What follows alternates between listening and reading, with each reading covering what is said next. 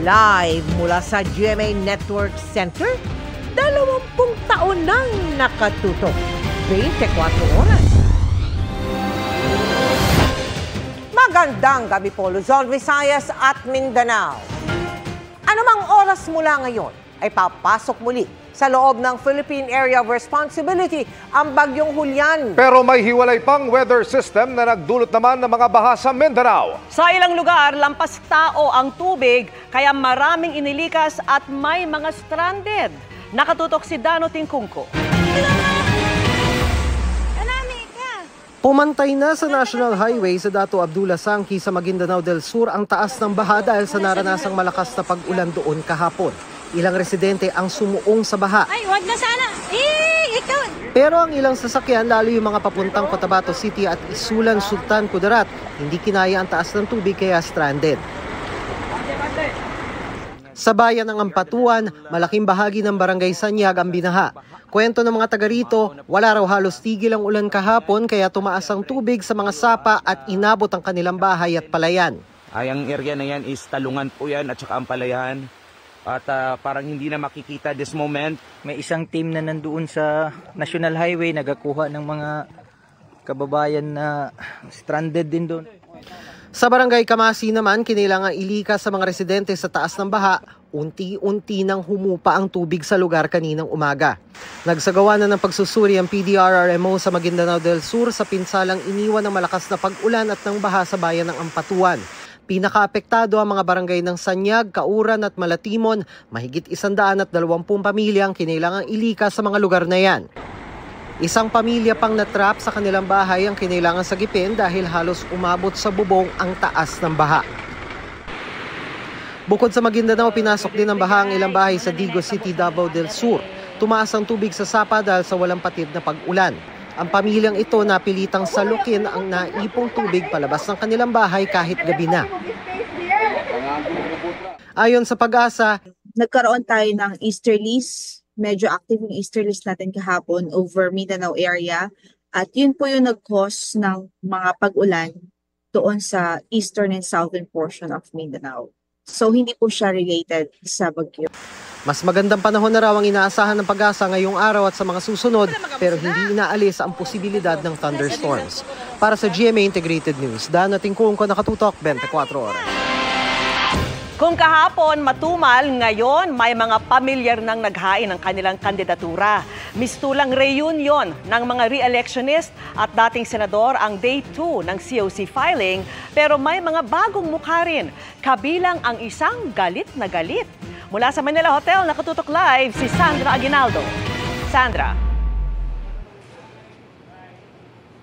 Yes, Vicky, 10 senatorial aspirants ang nag-file ng kanilang Certificate of Candidacy sa COMELEC ngayong araw at kabilang nga po dyan yung mga nagbabalik sa Senado at yung iba naman po ay yung re-electionist senators. Sinabi naman po ng COMELEC na hindi sila basta-basta makakapag-disqualify kaya maaaring maging mas mahaba yung listahan ng mga pangalan sa balota sa darating na halalan. Dahil daw po yan sa ilang bagong ruling ng Supreme Court na kailangan nilang sundin. Nakailang takbo na umuno sa Senado si Victoriano Inte, ang unang naghain ng COC sa pagkasenador ngayong araw. Kasunod niya ngayong araw ang re-electionist na si Senador Amy Marcos na sinamahan ng kanyang inang si dating First Lady Imelda Marcos. Nag-anunsyo na siyang independent pero nationalista ang inilagay na partido sa COC. Target ding bumalik ng Senado ni dating Senate President Tito Soto.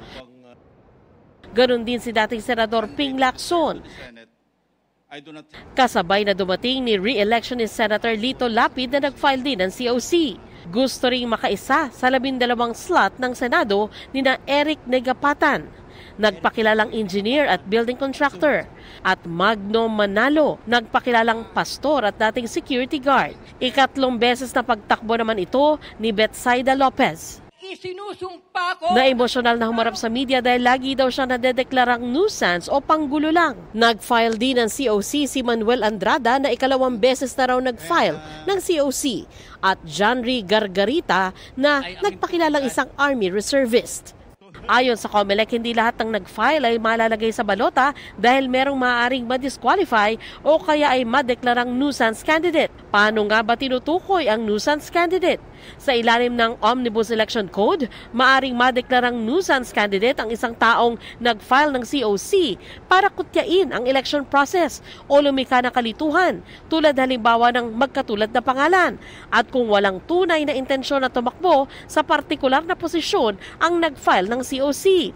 Sabi pa ng COMELEC, may 2 bagong ruling ang Supreme Court na masasabing nagpahigpit sa proseso ng pagdedeklarang nuisance ang isang aspirant. Ang sabi ng Supreme Court ay hindi pwedeng ma-declare na nuisance candidate ang isang tao dahil lang wala siyang financial capacity to launch a nationwide campaign. Sa ikalawang desisyon po ng Korte Suprema, tinanggal na rin po yung dahilan na hindi porket hindi ka kilala sa lipunan o kaya wala kang political party ay automatikong ma-declare ka na nuisance candidate. Maaari daw humaba ang mga pangalan sa balota dahil posibleng mas maraming mag-qualify na tumakbong senador ngayon.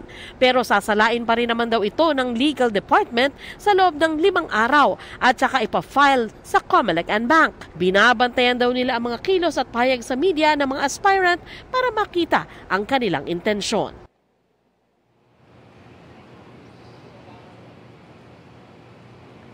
Vicky, ayon nga dito kay COMELEC Chairman George Erwin Garcia, ay base na rin daw sa mga report na natatanggap nila mula sa PNP ay naging maayos at tahimik yung unang 2 araw ng filing ng Certificate of Candidacy. Vicky?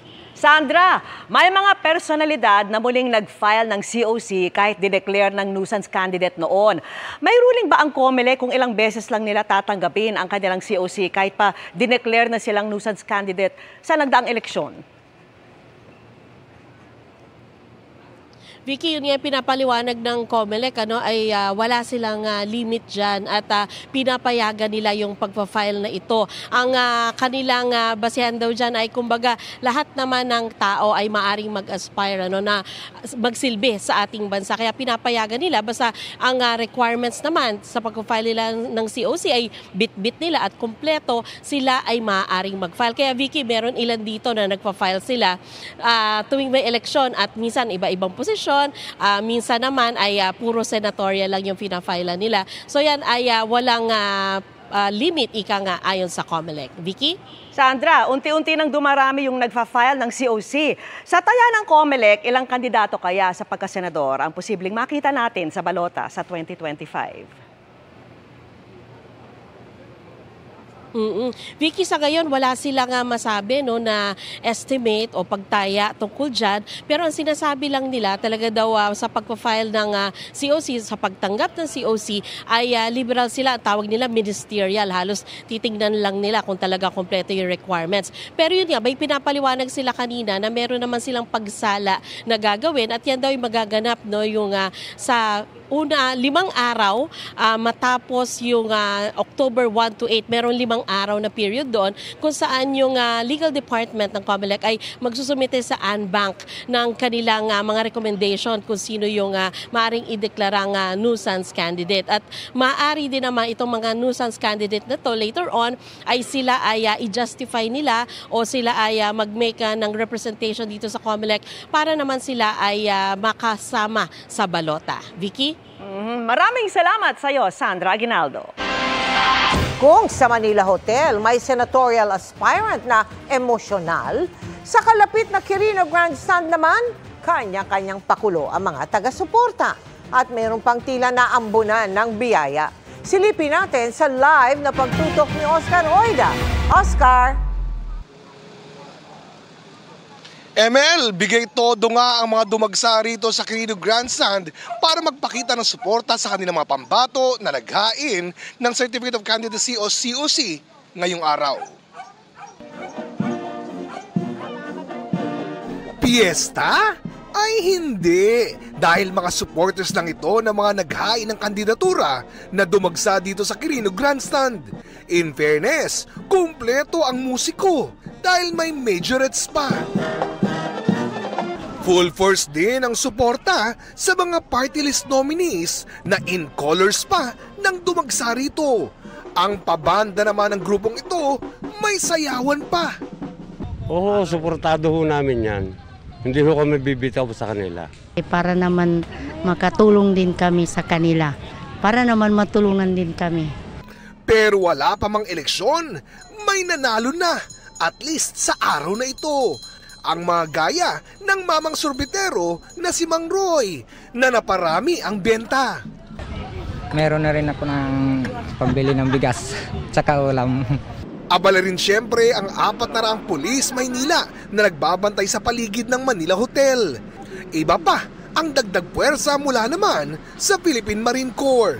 Sa tingin natin sapat yung ating hanay, pero kung hihingi nito ng sitwasyon, marami tayong mga additional na yung ating mga naka-standby na mga pwersa para gamitin natin. Una na nga sinabi ng MPD Mel na sapat ang kanilang puwersa para bantayan ang venue dito. Pero kung kinakailangan, handa raw silang magdagdag.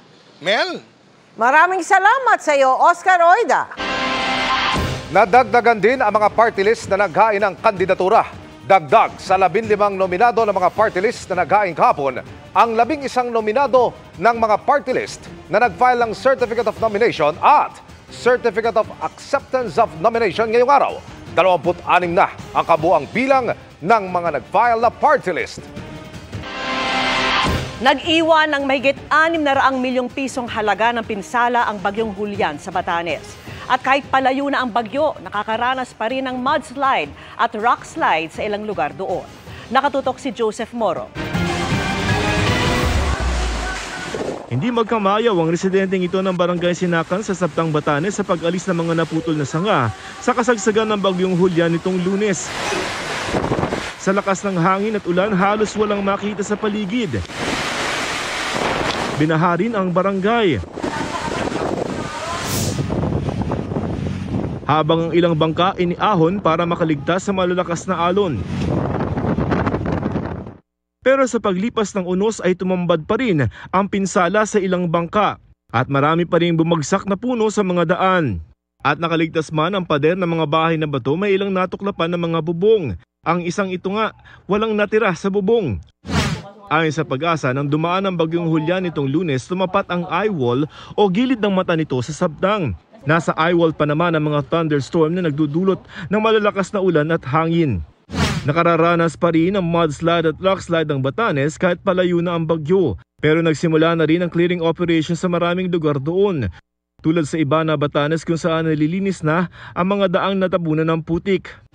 Ang ilan tulad sa National Highway na ito sa Basco in inspeksyon ni Governor Marilu Cayco. Malaki talaga yung mga Ayon sa Kapitolyo, mahigit 600 million pesos na ang pinsala ng bagyong Julian sa Batanes. Pero makakahinga na ng maluwag ang probinsya dahil hindi nangyari ang pinangangambahang pagbabalik ng bagyong Julian ngayong araw. Nag-recurve na po siya papuntang Taiwan. Bagaman Taiwan na ang tinutumbok ng bagyong Julian, pinag-iingat pa rin ng Pag-asa ang mga nasa Batanes at Babuyan Island dahil posible may ulan pa rin na maranasan dahil sa rain band nito.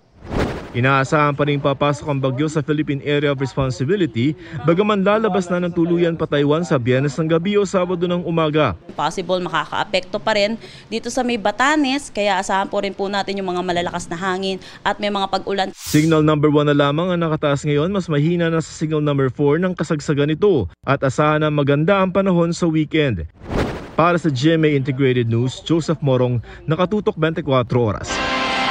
Arestado sa magkaiwalay na operasyon sa Marawi City ang Battalion Commander at Sub-Commander ng MILF dahil sa illegal umunong pagbebenta ng armas. Tunghayan sa aking eksklusibong pagtutok.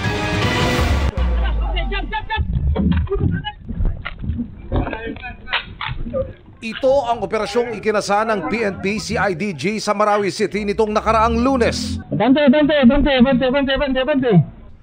Ang subject ng buy-bust operation, Battalion Commander ng MILF.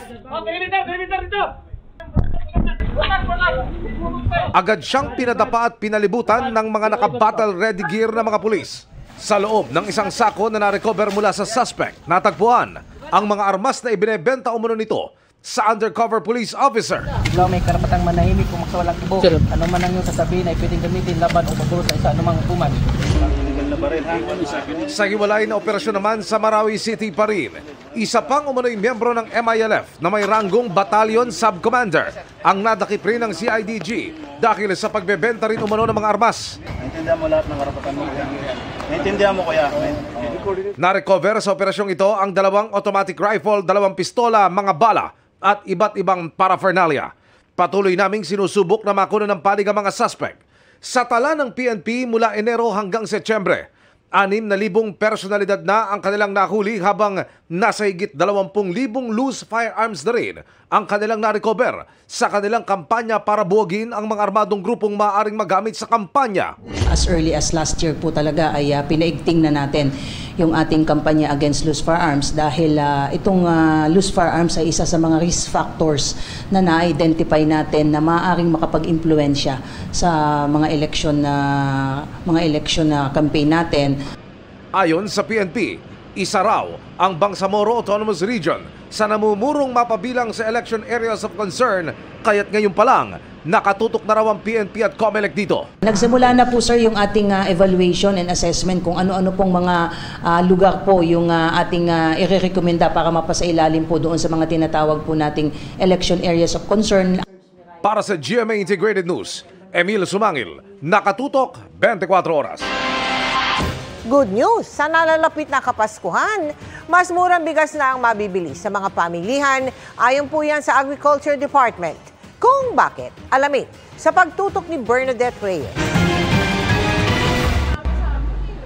Sumipa ang presyo ng imported na bigas sa pwestong ito ni Oliver sa Quezon City nang magpatupad ng export ban ng India noong July 2023. Nung nagsarado ng market yung India is pumapalo kami dati ng 65 per kilo yung retail namin.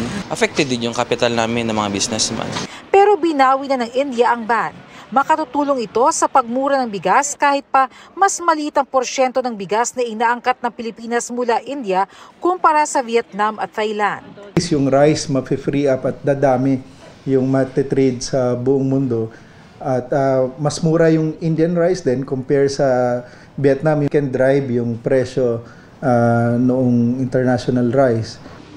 Ayon sa Department of Agriculture, bukod sa pagdami ng supply sa international market, ngayong bukas na sa export ang India, makatutulong din para lalo pang bumaba ang presyo ng bigas sa bansa sa sandaling maramdaman ng epekto ng Executive Order No. 62 kung saan ibinaba sa 15% ang taripa sa imported na bigas. Dahan-dahan talaga. Kasi imagine mo, coming tayo from 55, naging 52, 50, ngayon nakakita na tayo ng 42 hanggang 45. Malaki na yun. Very significant change na yun sa drop ng presyo ng bigas. But we're still expecting na kaya pang pababa. Hindi agad mararamdaman ang epekto ng pag-alis ng India sa rice export ban, pero posibleng magmura ang bigas ngayong magpapasko. Mga isang buwan pa ho yan na mag-e-effect. Makakatipid po sila ngayong Christmas time, itong ngayong bare months. Babantayan din ang agri-products sa mga pantalan para walang matenga tulad na nangyari sa mga milyong kilo ng bigas kamakailan. Hindi talaga magkakaroon ng mga overstaying para maganda yung labas, pasok at labas ng mga container na may laman na agricultural commodities. Mahigit 500 container nang nailalabas. May isa pang container na halos 300 araw nang nananatili sa Manila South Harbor. Ayon sa PPA, sinabihan na ang terminal operator na i-endorso ito sa BOC. Para sa GMA Integrated News, Bernadette Reyes, nakatutok 24 oras. Tila nabuhay sa umunoy pagkamatay ang publishing company agent na sangkot sa DepEd textbook scam, magtatatlong dekada na ang nakalipas. Pinalabas kasi siyang sumakabilang buhay ng kanyang abogado kaya nakalusot sa kaso pero naaresto kamakailan. Nakatutok si Mark Salazar. Ito ang video ng aktwal na pag-aresto ng NBI sa nagpakilalang Jessica Francisco para sa kasong estafa. May nagtip sa kanila na itong si Francisco sa totoo ay si Mary Ann Maslog, isang publishing company agent na sangkot pa sa isang mas malaking kaso, ang 24 million peso textbook scam sa Department of Education.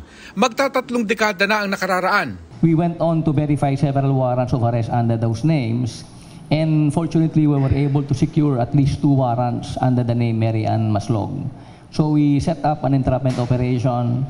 Nakumpirma na si Francisco nga ay si Maslog matapos magkumpara ng fingerprint. After a thorough comparison and analysis, we got 14 identical ridge characteristics. We are now 100% sure that Mary Ann Evans Basa Tupa Smith, also known as Mary Ann Maslog, and Jessica Cese Francisco are one and the same person. Si Maslog tila na buhay mula sa patay. Sa records kasi ng Sandigan Bayan, idiniklara ng kanyang abogado na sumakabilang buhay na siya. Kaya idiniklara na siyang patay ng korte at nakalusot siya sa kasong graft. Ang kanyang dalawang co-accused na DepEd officials napatawan ng parusang kulong na 10 taon dahil sa pamimeke ng dokumento ng Department of Budget para mabayaran ng kumpanya ni Maslog noong 1998. Naniwala ang Sandigan Bayan natin na she's already dead. Hindi na tinakel siya sa desisyon. Yun na lang dalawa, convicted yung dalawa. Illegal use of alias at falsification lamang ang kayang ikaso ng NBI kay Maslog. Kaya madali niya rin itong napiansahan. Pero... Excuse me, I'm sorry. We will release her na. But eto, umabot. Bench warrant of arrest issued by the Sandigan Bayan. And there is no bail recommended. So we will hold her further. Dito pa muna siya. Eto, kalalabas lang, mainit-init pa. The problem with the bench warrant that was shown by the good director to the media a while ago was just a mere photocopy. So, as counsels, we would demand that we be shown the original copy of the bench warrant that was issued by the Sandigan Bayan. Kanina tinurn over ng NBI si Maslog sa Sandigan Bayan at mananatili muna siya sa Sheriff's Office. Bukas isasalang siya agad ng 2nd Division. Sa korte, kailangan patunayan ng NBI na ang hinuli nila ay si Mary Ann Maslog nga. Hininga namin ng pahayag ang abogado ni Maslog na si Attorney Mark Senya. Ang sabi niya, kukuha pa lamang sila ng mga dokumento sa korte para maintindihan ang punot dulo ng kwentong ito. Para sa GMA Integrated News, Mark Salazar, nakatutok 24 oras. Happy midweek, chikahan mga kapuso! Getting ready para sa kanilang production numbers, sina Julian San Jose at Raver Cruz para sa Sparkle World Tour sa Japan this October. At kahit busy din sa kanilang projects, di nawawala ang bonding ng Juliver na idinadaan nila sa jamming session. Makichika kayo, Brad Karamte.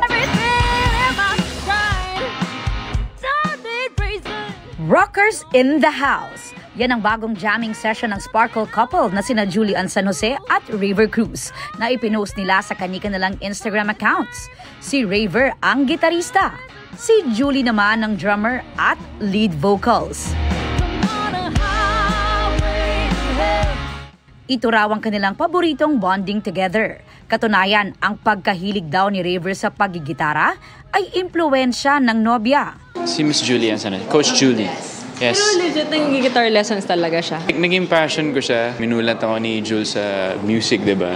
And then after nun, nagdire-diretso na. Sabi nga ni Raver, talagang living up to her name ang girlfriend na si Asia's Limitless Star. Gising na gising siya nung nagbagsak sa Lord ng blessings. Sinalo niya lahat. Bukod kay Raver, excited na rin daw si Julie sa mga bago niyang squad na ime-mentor sa The Voice Kids. Bilang only girl coach, natutuwa rin daw siya sa dynamics nila ng iba pang coaches na sina Billy, Stel at Pablo dahil para silang magkakapatid pag nagkukulitan at asaran. Si Pablo madaling araw nakapag-adjust as new coach. Ang impression kasi sa kanya ng mga tao parang tahimik, tapos medyo intimidating yung parang hindi mo siya pwedeng kausapin. Pero ano siya, okay siya.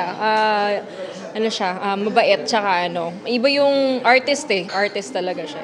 Napapanood din si Julie as host ng The Clash 2024 with Raver. Gusto kong magpasalamat kasi nga maganda yung reception ng tao sa bagong season namin ng The Clash. Mas hahapit pa talaga yung mga labanan ng mga Clashers. Thankful din si Raver sa patuloy namang tumatangkilik ng GMA Prime series na Asawa ng Asawa Ko. Mas natutuwa kami, mas nakaka-inspire na husayan, pati yung mga eksena, palaging big scenes kung mapapanood nila. Yun, dahil din naman sa mga kapuso natin na supporters, kaya rin nag-extend yung show. So, nanonood ako! Oo, grabe talaga. Support sa sobrang galing nila mga aktor, talagang mahuhook ka talaga sa kanila tsaka sa story. Sa December, magkakaroon naman ng shows ang Juliverse sa Land Down Under. Pero bago yan, biyaheng Japan muna sila para sa Sparkle World Tour, kung saan makakasama nila sina Ruru Madrid, Bianca Umali, Jillian Ward at Betong Sumaya this October 20. I'll be singing OPM songs kasi for sure namimiss na mga kababayan natin sa Japan na umuwi. Aubrey Carampel, updated sa Showbiz Happenings.